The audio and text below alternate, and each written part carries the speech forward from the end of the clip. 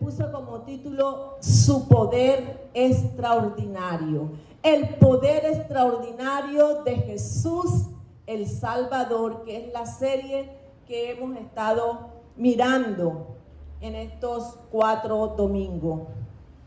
El poder extraordinario de Jesús el Salvador. Y vámonos a un pasaje que es bien conocido, y es el capítulo 5 del Evangelio de Marcos. Es un pasaje bien conocido porque empieza con el endemoniado de Gadara, ¿verdad? Y vemos allí cómo Jesús tuvo esa autoridad sobre, primero, la naturaleza, antes de empezar el capítulo 5, que dice que calma la tempestad. Después se enfrenta a un endemoniado y ahora está un título que dice la hija de Jairo y la mujer que tocó el manto de Jesús.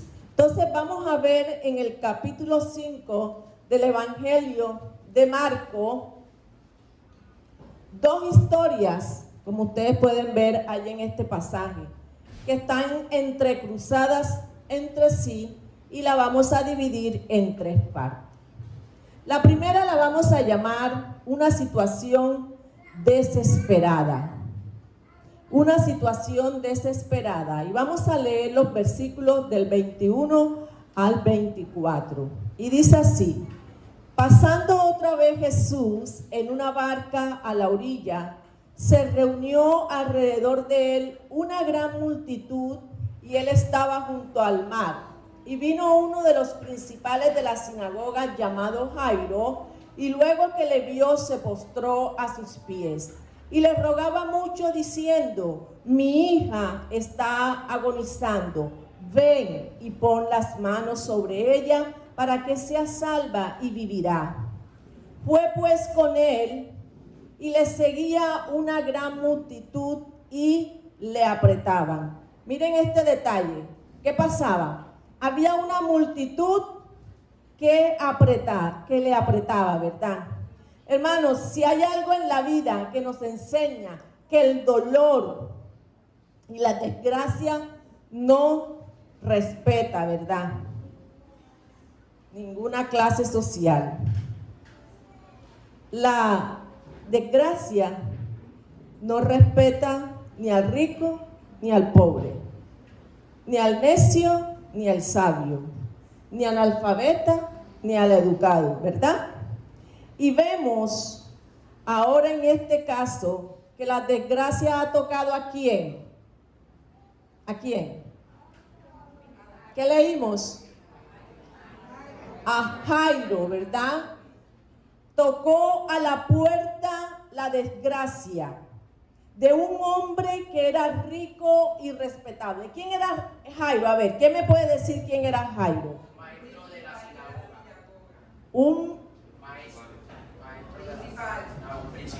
Un principal de la sinagoga. Era como un vigilante de que la sinagoga estuviera bien, que todo se llevara bien a cabo, ¿verdad? Dice que era un hombre próspero. Y dice Marco que era uno de los oficiales de la sinagoga.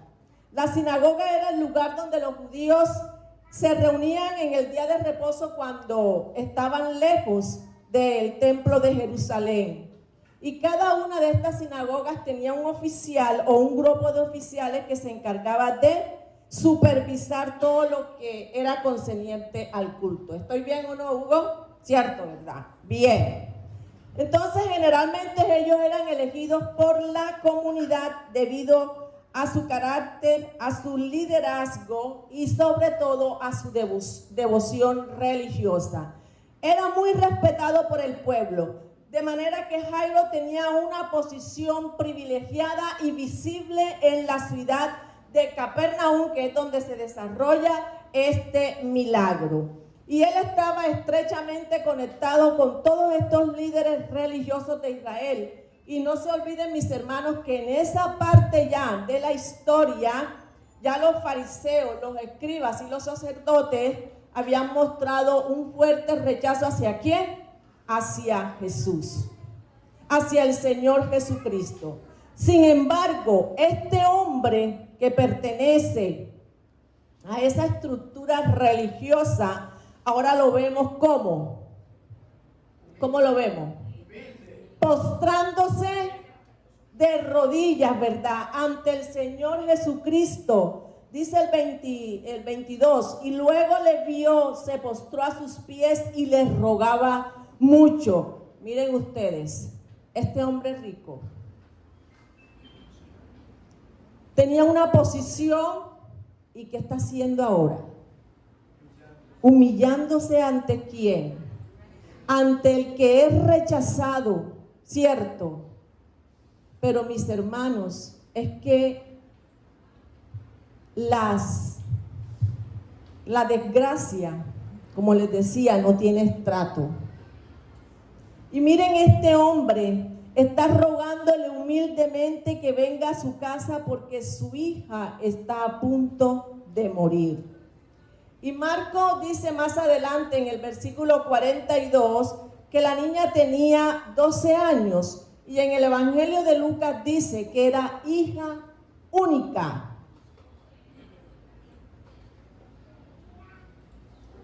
Era una situación angustiosa, ¿sí o no, Marcel? O cada uno de los padres que están aquí. Si se le presenta una situación como esta, donde tu hija, tu hijo está enfermo y tú eres un oficial, tú tienes un alto rango y tienes que bajar hasta donde una persona más humilde a que te ayude. Y eso fue lo que hizo este hombre. ¿Por qué? Porque su hija estaba enferma. Ese hombre no le importó su rango en ese momento. Él quería que su hija fuese sanada. Dice que era el principal de la sinagoga donde Jesús libertó a un endemoniado y Jairo estaba en ese lugar y él sabía que Jesús podía hacer ese milagro en su hija. Porque estos demonios cuando vieron a Jesús le decían: tú eres el Señor, tú eres el Cristo, tú eres el Hijo de Dios, tú eres el enviado de Dios, le decían los demonios. Y Jairo escuchó todo esto. Y por eso él viene a Jesús a que le haga ese milagro a su hija. Estaba viviendo angustia, ¿verdad? Pero él había sido testigo de la compasión, del poder de nuestro Señor Jesucristo. Y por eso le suplica de rodillas delante de todo el mundo, no le importó, de todos los que estaban ahí. Le rogó por su hija. Este hombre estaba allí, ¿verdad? Delante de alguien que era muy odiado.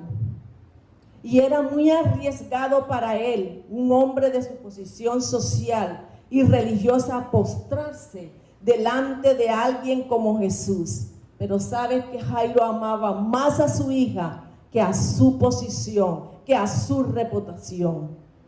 Y como les decía, yo sé que todos los padres que estamos aquí entendemos esto, ¿verdad? Su corazón de padre no le permitía estar atento a otra cosa que no fuera la salud de su hija. Y este era el último rayo de esperanza que él tenía en Jesús. Él sabía que la niña podía morir en cualquier momento a menos que Jesús decidiera hacer algo. ¿Qué es lo que nosotros no hacemos por nuestros hijos, verdad? A ver, ¿qué padre que está aquí cuando su hijo está enfermo? ¿Qué le pasa? ¿Está alegre, gozoso? ¿Está preocupado? Triste. Y de pronto llegamos a decir, si eso me diera a mí para yo ver que él se mejora, ¿verdad? Por lo menos Mariano, que tiene 3. Y se enferma una. Ahora yo que nada más tengo 1. ¿Cuál es la situación, verdad? Y este hombre estaba viviendo una situación angustiosa, pero él sabía que Jesús, el Salvador, podía hacer un milagro por su hija. Y él no tenía momento o tiempo para estar preocupándose por ese protocolo de una persona de su rango, ¿verdad? Él iba a hacer todo lo que estuviera a su alcance para salvar la vida de su hija, aunque le costara perder por completo su prestigio social y religioso. Pero ¿qué pasa aquí? El 24, ya les dije que le seguía la multitud y le apretaba. Vamos a ver los versículos del 25 al 34.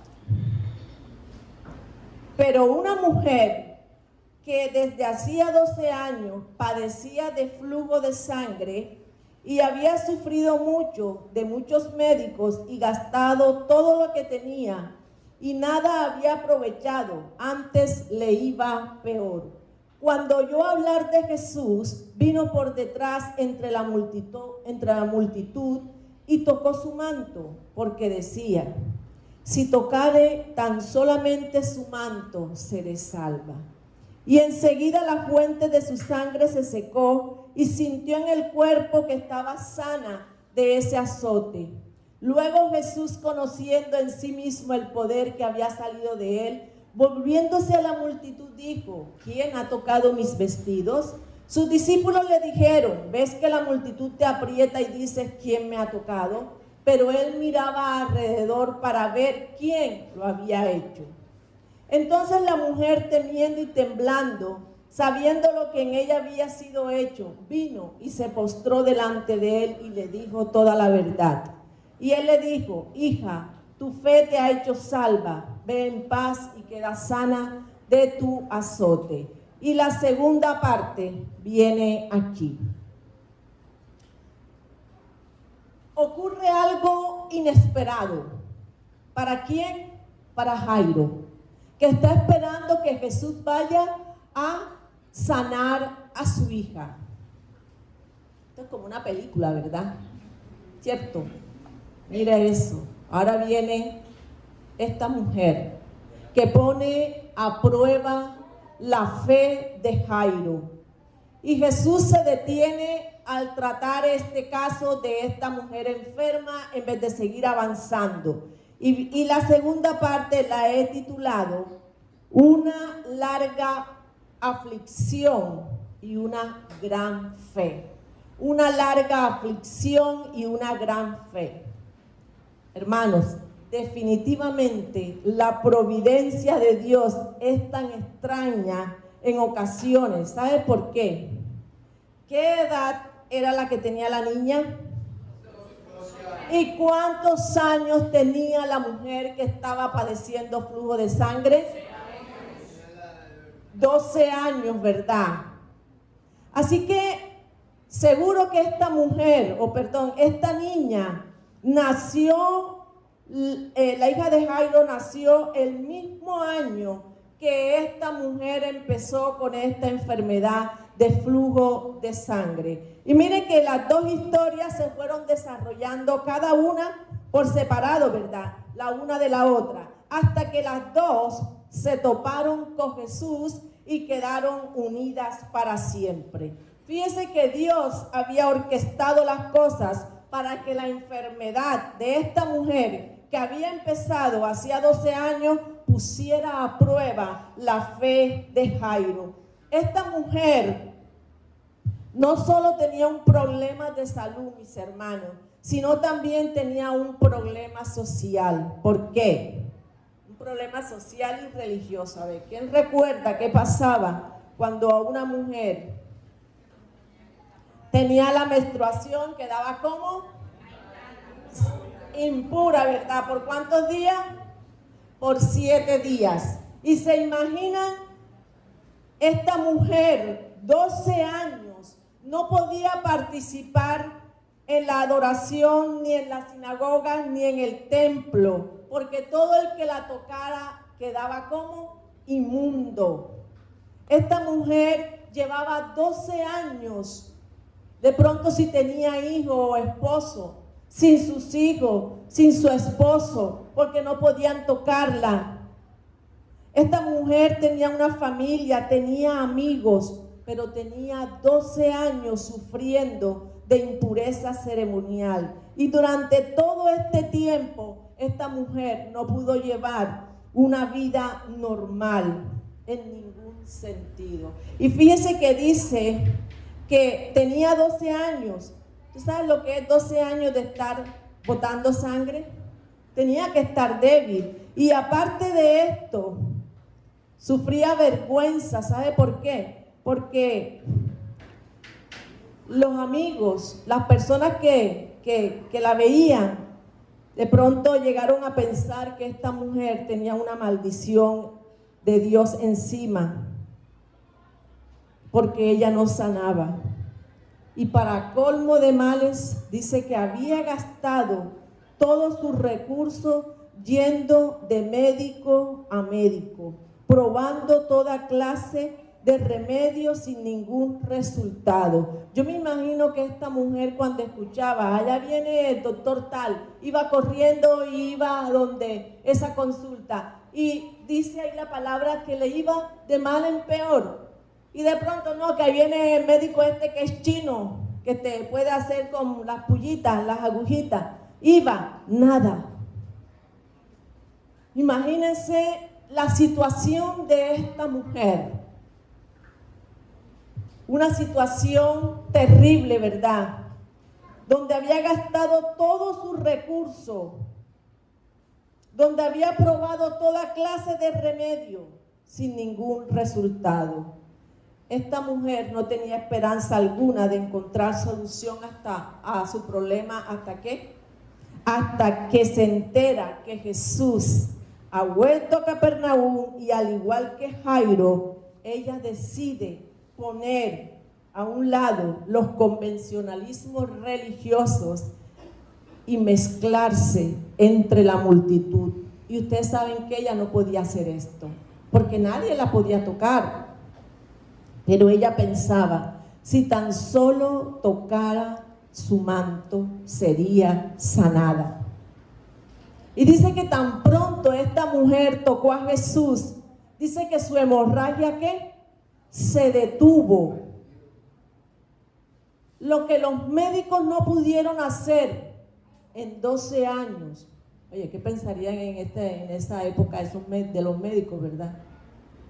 Lo que no pudieron hacer los médicos en 12 años, Jesús lo hizo en un segundo y completamente gratis.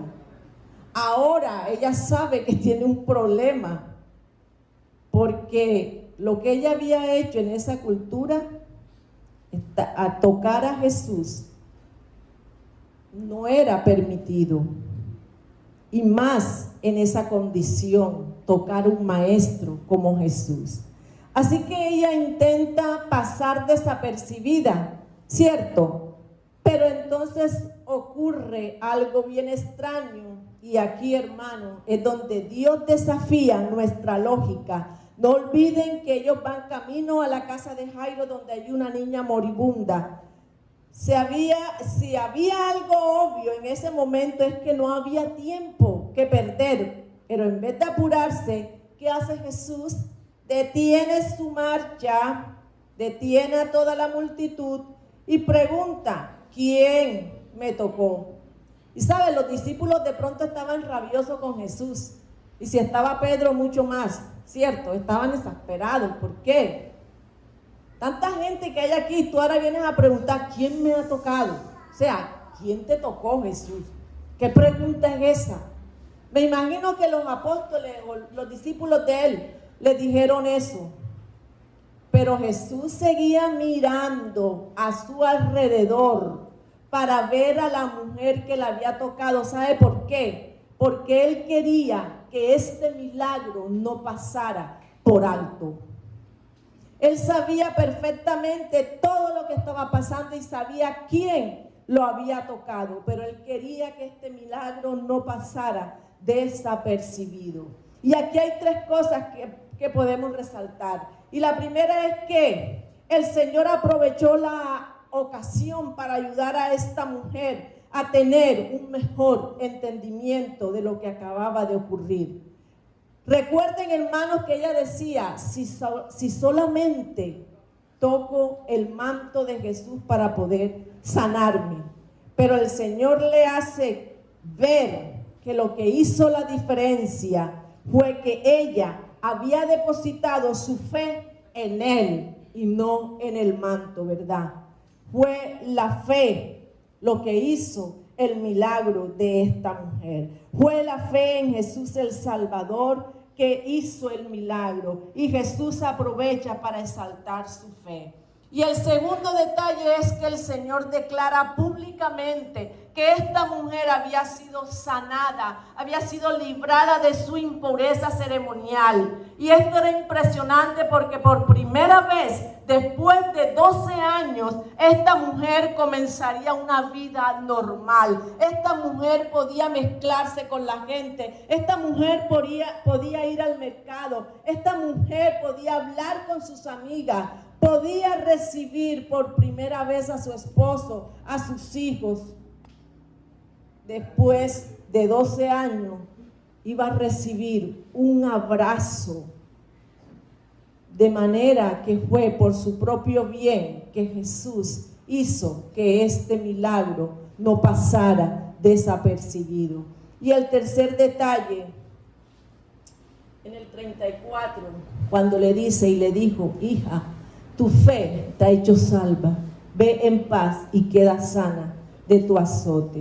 La mujer vino a ser ¿qué? Sanada. ¿Y qué encontró? Salvación. O sea, encontró las dos cosas, encontró sanidad y salvación. Y le dice, vete en paz, porque por fin tú te has reconciliado con el Señor. Y yo he venido para que tengan vida y vida en abundancia. Amén. Mis hermanos, el Señor tiene el poder para hacer las cosas cuando nosotros vamos con esa fe inquebrantable. Aunque la duda te asalte, aunque el temor, te llenes de temor, mi hermano, pon la fe en aquel autor y consumador de la fe, puesto los ojos en Jesús, como dice Hebreos 12, ¿verdad? Y ahora nuevamente volvamos a la historia que empezamos al principio, ¿verdad?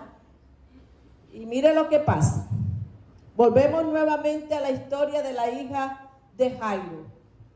Cuéntenme ustedes, ¿cómo estaría Jairo en este momento? Desesperado, angustiado, esta mujer, ¿qué vino a hacer ahora aquí? Atravesarse. Si él iba para mi casa, para sanar a mi hija. Y ahora él viene y detiene la marcha para ponerse a hablar con esta mujer. Saben que lo que Jesús está haciendo aquí no solo parece irracional humanamente hablando, ¿verdad? Sino parece irresponsable. Porque ustedes se pueden imaginar si ustedes llevan a su hijo a una urgencia y hay una señora también allí en esa urgencia, llevan a su hija que se está muriendo y una mujer que tiene una enfermedad crónica pero no mortal. ¿A cuál de las dos tenía que atender? A la niña, ¿cierto? Pero si hace lo contrario, esos papás pueden poner una demanda a esos médicos, ¿sí o no? Pero fíjate lo que hace el Señor. Primero atienden a la mujer y después va a ver lo de la hija de Jairo. Eso fue lo que hizo Jesús. Desde todo parámetro humano, la forma de actuar de Jesús es incomprensible. Y por supuesto, sucede lo que todos temían. Y eso nos lleva a la tercera parte, y es la última. Y dice la tercera parte, la actuación de Jesús en el momento preciso. Un evento trágico en el que brilla el poder, la compasión y la ternura de Jesús el Salvador. Y mire lo que dice el versículo 35. Mientras él aún hablaba, vinieron de casa del principal de la sinagoga diciendo: tu hija ha muerto. Tu hija ha muerto. ¿Cuántas palabras? 4. Pero Jesús, luego que oyó lo que decía, dijo al principal de la sinagoga: no temas, cree solamente. ¿Cuántas palabras? 4, ¿verdad? Mire, mis hermanos, este es el tipo de historia, como les decía antes, que hay que leer con una imaginación. Es como si estuvieras viéndote una película o una novela, no sé, donde tú estás, míralo, ¿qué va a pasar? Jairo ya de pronto a esa parte de la historia, de pronto tenía taquicardia. Estaba con los nervios de punta. Y vienen y le dicen esta noticia. Tuvo que ser un golpe duro para este hombre, ¿verdad? Unos momentos antes había un hilito de esperanza, pero ahora todo está perdido. ¿Por qué tuvo que meterse esa mujer en el camino? Si esta niña, mi hija, tenía una vida por delante. Pero ¿sabes qué? Que Jesús ayuda a Jairo a poner las cosas en orden. Y estas 4 palabras aterradoras: tu hija ha muerto. Y él le dice 4 palabras llenas de esperanza. Y es lo que nos dice el Señor a nosotros cuando estamos en momentos de angustia, de dificultad, cuando vemos que ya todo está perdido, pero no. El Señor te dice: no temas, cree solamente.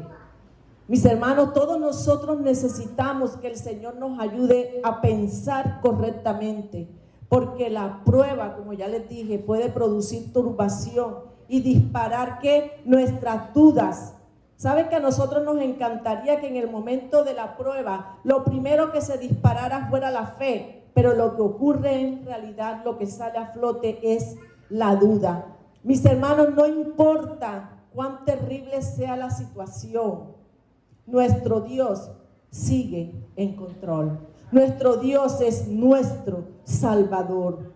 Y es muy probable que de pronto Jairo llegó a pensar que Jesús no había actuado con la rapidez del caso. Y muchos le decimos a Jesús así: ándate rápido.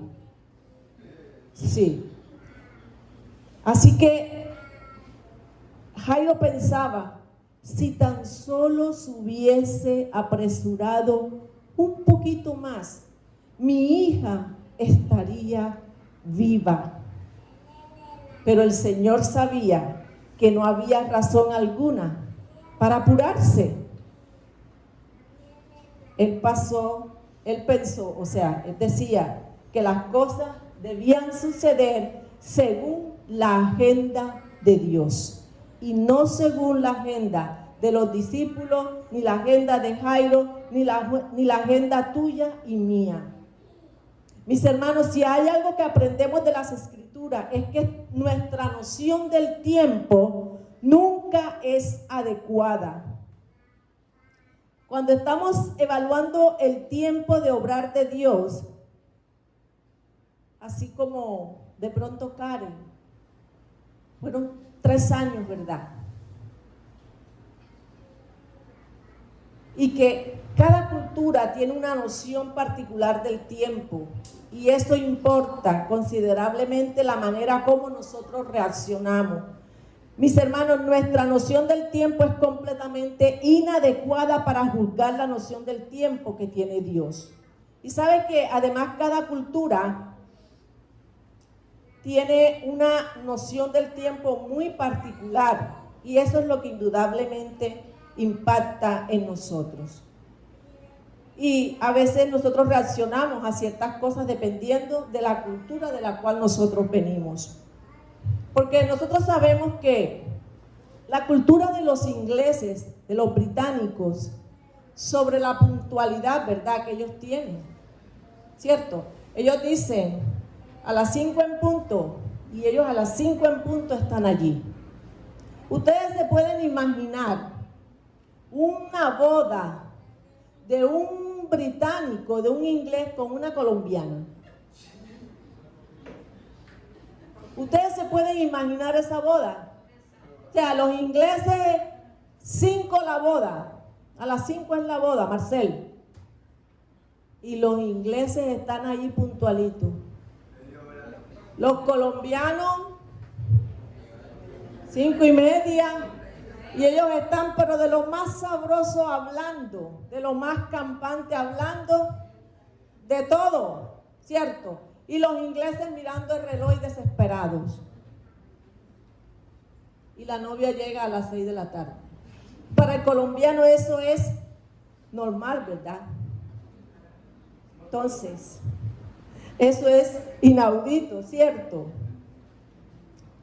Así que esos ingleses estaban desesperados. Ya había pasado media hora y nada que llega la novia. Ellos muy tranquilos, ¿cierto? Mis hermanos, la noción del tiempo varía de cultura en cultura. Pero cuando la noción del tiempo tiene que ver con Dios, el problema es mucho más complejo.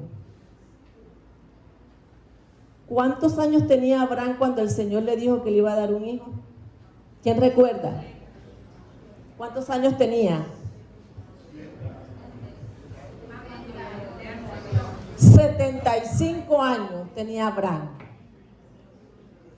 ¿Y a los cuántos años tuvo Abraham su hijo? El que el Señor le prometió, Isaac. ¿Cuántos años pasaron? Ahí está. ¿Cuántos años pasaron, Karen, en el desierto para ver la gloria de Dios después? ¿Y cuántos de nosotros no hemos pasado todos esos desiertos? ¿Y cuánto tiempo no demora el Señor? Porque es que el tiempo de Dios no es el tiempo nuestro. Él le dijo ahí a Abraham en el capítulo 15 de Génesis, en el versículo 13, le dijo, y van a ser esclavos en tierra ajena. Pero no te preocupes que yo los voy a sacar, yo los voy a libertar. Pero ¿cuántos años tuvieron que estar allí? 400 años, ¿verdad? Porque es que el reloj de Dios es muy diferente al reloj tuyo y al reloj mío. Alguien dijo que la gracia de Dios nunca actúa según nuestro horario. Para Jairo era demasiado tarde. Para Jesús las cosas estaban ocurriendo según lo previsto. Jairo, no temas, cree solamente, porque la fe es el antídoto divino contra el temor. Salmo 56:3 dice, en el día que temo, yo en ti confío. Mi hermano, en el día que temo, en ti confío. Estamos llenos de temor, estamos luchando con el temor, pero entonces decidimos decir o tomar la decisión de confiar en las promesas de Dios, de confiar en la sabiduría de Dios por encima de mi temor. En el día que temo, yo en ti confío. Jairo, deja que haga las cosas a mi manera, a mi tiempo, y al final verás que será infinitamente mejor que en el tiempo tuyo. Y podemos recordar allá a José, ¿verdad? Cuando lo metieron preso y él adivinó el sueño del copero. ¿Y qué le dijo el copero? Que cuando él saliera, o sea, cuando él saliera y el rey lo reivindicara y volviera nuevamente a su puesto, le dice que, o sea, que se acuerde de él, ¿verdad? ¿Y qué hizo el copero? Se le olvidó, ¿verdad? Se olvidó de Jesús. Y nosotros podríamos pensar, perdón, de José, y podríamos pensar, qué pena. Pero no, ¿sabes por qué? Porque si José, si él hubiese salido en ese tiempo, cuando el copero le hubiera dicho que saliera, ¿sabes cómo había salido José? Como un expresidiario. ¿Y cómo salió José? Como un líder. ¿Cómo qué? como el primero, ¿verdad? Porque es que el copero lo iba a sacar cuando él se acordara. ¿Y quién era el copero? Un ayudante del rey, ¿cierto? Y él iba a ser el que estuvo preso. Pero cuando el rey lo mandó a llamar para que adivinara sus sueños, le dijo: tú eres el mismo, tú eres el que vas a ocupar el lugar. Tú vas a ser el segundo en mi reino, ¿verdad? Entonces, José llegó a ser el segundo en Egipto porque Dios sabe. Y el reloj de Dios, como le dije, funciona mejor que el tuyo y el mío. El reloj de Jesús no es ni un Rolex, ni un Bulova, ni nada de eso. Confíe, mi hermano. Confíe contra toda posibilidad razonable. Y Jairo decide confiar en Jesús. Jairo decide confiar en Jesús, y fíjense que ahí dice, después en el 37 dice: y no permitió que le siguiese nadie sino Pedro, Jacobo y Juan, hermano de Jacobo, y vino a casa del principal de la sinagoga y vio el alboroto y a los que lloraban y lamentaban mucho. Y entrando les dijo: ¿por qué alborotáis y lloráis? La niña no está muerta, sino duerme. Entró Jesús con sus discípulos, ¿verdad? Con esos 3 discípulos que él siempre estaba: Pedro, Juan y Jacobo. Cuando la enramada allá en la transfiguración, también los escogió a ellos. Y aquí también los escoge a ellos y a la mamá y al papá de la niña. Y dice que había mucho alboroto y mucha gente que hacía, llorando porque la niña estaba muerta. Y en ese tiempo habían plañideras, ¿verdad? Imagínense ustedes, Jairo, un buen,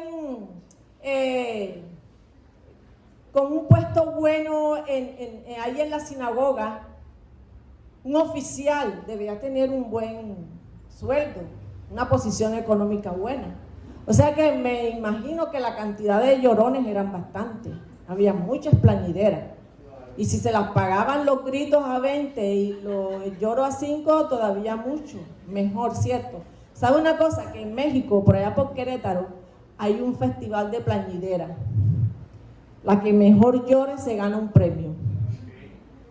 Sí, algún día usted puede hacer este servicio de plañidera, vaya a México, que allá puede ganar. Pero eso sí, tiene que llorar con ganas, pero de aquí para afuera. ¿Por qué? Porque había muchas. ¿Y qué hicieron estas mujeres cuando Jesús dice: ¿qué está pasando aquí? ¿Por qué alborotáis y lloráis? La niña no está muerta, sino duerme. Y miren, ellos estaban llorando, ¿verdad? ¿Y qué pasa? Dice que se burlaban de él. O sea, ¿estaban llorando de verdad? Sí, después que estaban llorando, venían y se burlaban del Señor. Mas él, echándolos fuera a todos, tomó al padre y a la madre de la niña y a los que estaban con él, y entró donde estaba la niña.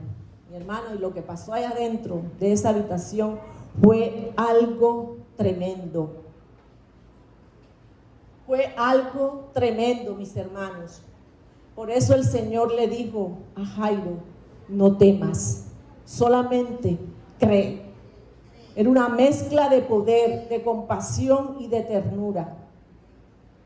Y nosotros tenemos que entender este pasaje a la luz del contexto de la ley ceremonial en el Antiguo Testamento. ¿Sabes por qué? Porque una vez más, el hecho de tocar el cuerpo de un muerto, ¿qué dejaba? A la persona como inmunda, impura, ¿verdad? En un estado de impureza ceremonial. Pero ¿sabe qué? Que Jesús pasa por alto este detalle. Toca a la niña y le dice en arameo: Talita cum, que es niña, un diminutivo, ¿verdad? Dice: niña, levántate, cariño, mi amor, tesoro, despierta. Es como cuando el padre va a levantar a la niña. Me acordaba esta mañana cuando Pao y Alfo estaban levantando a la niña y les decían: mamita, Eli, levántate, que tenemos que ir al templo. Asimismo el Señor le dice: levántate. Y sabes que la palabra de Jesús es tan poderosa que cuando Él habla, a los muertos lo oyen. Y no solo lo oyen, lo escuchan, y no solo lo oyen, sino que vuelven a la vida. Y por eso le citaba el texto ese, que Él vino a darnos vida, y vida en abundancia. Y el Señor le dice, denle de comer, porque esta niña debía tener hambre, estaba enferma, tenía días que no comía. Y el 43 dice, pero Él les mandó mucho que nadie lo supiera, y dijo que se le diese de comer. Y aquí termina estas dos historias que se entrecruzaron, ¿verdad? Pero ¿sabe qué aprendemos de estas dos historias, mis hermanos? ¿Y qué es lo que Dios quiere enseñarnos? Por un lado, que nuestro Dios no solo sabe qué hacer en situación desesperada, sino que Él sabe cuándo y cómo hacerlo. Para el Señor no hay causas desesperadas. Él es el Salvador. Él sabe cómo tiene que hacerlo. Tanto Jairo como los discípulos pudieron haber pensado que Jesús estaba siendo negligente, pero esta supuesta tardanza es parte de su amor. Jesús se tardó con un propósito, pero lo hizo por amor a Jairo, porque al final de cuentas le dio mucho más de lo que él había pedido, porque él le dijo que sanara a su hija, pero ahora, ¿qué hace? Resucitó a su hija, le dio vida, ¿verdad? El Señor aprovechó la tragedia para revelársele a Jairo más ampliamente y para fortalecer su fe. Y eso es lo que el Señor hace a cada momento con nosotros. Se revela, ¿verdad?, a nosotros en esos momentos de necesidad, en esos momentos de angustia. Él se revela y fortalece nuestra fe. Hermano, una de las formas en que Dios muestra su amor y su cuidado para con nosotros es haciendo las cosas en su tiempo y no en el nuestro. Eso es parte de su amor. Es por amor que Él lo hace. Cuando nosotros queremos que el Señor vaya más rápido, pero sabe, mi hermano, no son las circunstancias que están a nuestro alrededor lo que nos abaten y nos desesperan, es nuestra falta de fe. Muchas veces también somos arrogantes. Fíjese que Jairo no le importó, pero muchas veces nosotros somos arrogantes, porque lo que está detrás es que a veces nosotros pensamos y decimos, si Dios me hiciera caso en esta situación, las cosas serían distintas, las cosas funcionarían mucho mejor. Pero sabe, Dios nos ve con paciencia y en su amor nos hace esperar para ayudarnos a poder tener una perspectiva correcta de la realidad. Tú no sabes más que Dios, ni yo tampoco. Y lo mismo podemos decir de esa metodología de Dios. Si la mujer con el flujo de sangre se hubiese ido, si hubiese salido con la suya, si hubiese desaparecido, pero no, el plan era que estuviera allí, porque Jesús quería darle algo mucho mejor, y por eso no dejó que este milagro pasara desapercibido. Mis hermanos, confiar en Dios es aceptar con gozo que Él tiene el control y que su forma de hacer las cosas es infinitamente superior a la nuestra. Eso es confiar. Muchas veces las cosas no van a salir como nosotros queremos, pero Él en su sabiduría siempre hará lo que es mejor, siempre hará lo que es mejor para su gloria y para nuestro bien. ¿Acaso Pablo también no oraba 3 veces? Quítame este aguijón. ¿Y qué le dijo el Señor? Pablo, no ores más, que con ese aguijón tú puedes hacer todo lo que yo te he dicho que hagas. Y lo hacía. Y a veces pensamos que porque yo tengo esta complicación, no puedo hacerlo. Sí lo puedes hacerlo. Y el Señor le dijo a Pablo, bástate mi gracia. ¿Y qué le dijo Pablo? Está bien, Señor. Pablo entendió y dijo, de buena gana me gloriaré más bien en mis debilidades para que repose sobre mí el poder de Cristo. Y que otra cosa que también podemos aprender es que el Señor entra en contacto con nuestras impurezas para que por medio de Él nosotros seamos como purificados. Y esas impurezas que tenía la niña y que tenía la mujer no contaminaron al Señor, sino que les devolvió la vida, ¿verdad? Ese es nuestro bendito Señor y Salvador. Él vino al mundo a morir por cada uno de nosotros para mezclarse con todas nuestras impurezas sin ser contaminado, para de luego morir en una cruz como si fuera el culpable, como si fuera el pecador, pero para así poder librarnos a nosotros de nuestros pecados. El justo murió por los injustos para llevarnos a Dios. Mis hermanos, ¿cómo no podemos confiar en Dios, en ese Salvador como Jesús, cuando Él ya resolvió el mayor de nuestros problemas, que es la vida eterna? El Señor no siempre nos dará lo que queremos, ni en el tiempo en que lo queremos, ni en la forma como lo queremos, pero siempre nos dará lo mejor.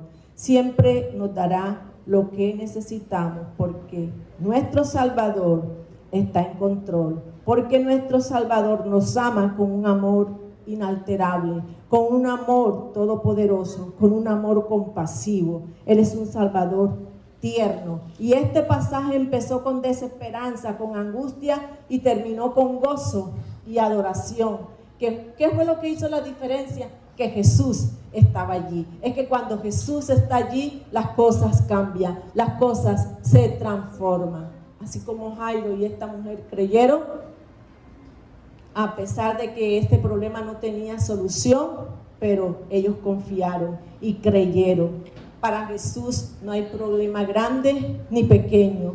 Él es un poderoso Salvador. Así que, mis hermanos, esta es una gran lección que el Señor nos ha dado en esta mañana. Él nos dio el don de la vida eterna. Él te dio el privilegio de conocerlo. Y cómo Él no nos dará juntamente con Él todas las cosas. Yo quiero que busquemos Romanos 8:32. Ya es para terminar. ¿Qué dice Romanos 8:32? El que no escatimó ni a su propio Hijo, sino que le entregó por todos nosotros, ¿cómo no nos dará también con Él todas las cosas? El que no escatimó ni a su propio Hijo, sino que lo entregó por todos nosotros. Ahora, ¿cómo no nos va a dar todas esas cosas que nosotros necesitamos?